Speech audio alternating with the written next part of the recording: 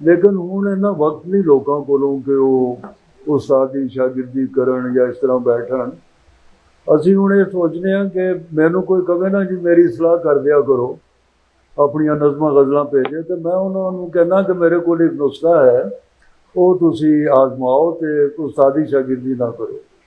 ਮੈਂ ਕਹਿੰਦਾ ਕਿਤਾਬਾਂ ਪੜ੍ਹਿਆ ਕਰੋ, ਅੱਛੇ ਸ਼ਾਇਰਾਂ ਨੂੰ ਮਿਲਿਆ ਕਰੋ, ਆਵਾਰਗੀ ਕਰਿਆ ਕਰੋ, ਉੱਚੀਆਂ ਉੱਚੀਆਂ ਦਰਖਤਾਂ 'ਤੇ ਚੜ੍ਹਿਆ ਕਰੋ, ਪਹਾੜਾਂ ਦੀ ਸੈਰ ਕਰਿਆ ਕਰੋ, ਕ੍ਰਿਕਟ ਦੇਖਿਆ ਕਰੋ, ਕੋਈ ਜੋਸ਼ ਪੈਦਾ ਹੋਵੇ ਅੰਦਰ, अच्छा म्यूजिक सुनिया करो और आवारा कुत्ते पालिया करो।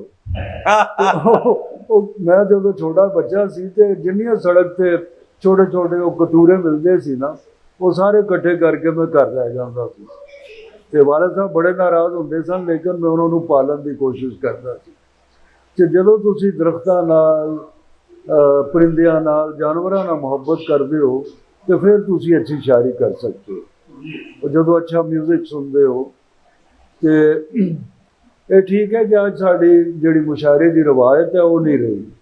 ਹੁਣ ਤੇ ਸਟੇਜ ਦੇ ਉੱਤੇ ਉਹ ਛਾਲਾਂ ਮਾਰ ਮਾਰ ਕੇ ਸ਼ਾਇਰ ਗਜ਼ਲਾਂ ਸੁਣਾ ਰਹੇ ਹੁੰਦੇ ਨੇ। ਲੇਕਿਨ ਮੈਂ ਤੁਹਾਨੂੰ ਸੱਚ ਦੱਸਣਾ ਕਿ ਅਕਸਰ ਯੂਨੀਵਰਸਿਟੀਆਂ ਦੇ ਮੁਸ਼ਾਇਰਿਆਂ 'ਚ ਮੇਰੀ ਸਦਾਰਤ ਹੁੰਦੀ ਹੈ ਔਰ ਮੈਂ ਕਦੀ ਮੁਸ਼ਾਇਰੇ ਦੇ ਮੁਤਾਬਿਕ ਗਜ਼ਲ ਨਹੀਂ ਲਿਖੀ ਕਿ ਮੈਂ ਆਪਣੇ ਮਿਜ਼ਾਜ ਦੇ ਮੁਤਾਬਿਕ ਹੀ ਲਿਖਣਾ। ਜਦੋਂ ਸਾਰਾ ਸ਼ੋਰ ਸ਼ਰਾਬਾ ਹੁੰਦਾ ਉਹਦੇ 'ਚ ਅੱਛੇ ਸ਼ਾਇਰ ਵੀ ਹੁੰਦੇ ਨੇ ਹਰ ਕਿਸਮ ਦੇ, ਤੇ ਮੈਨੂੰ ਸੁਣਨ ਵਾਲੇ ਵੀ ਮੌਜੂਦ ਹੁੰਦੇ ਨੇ।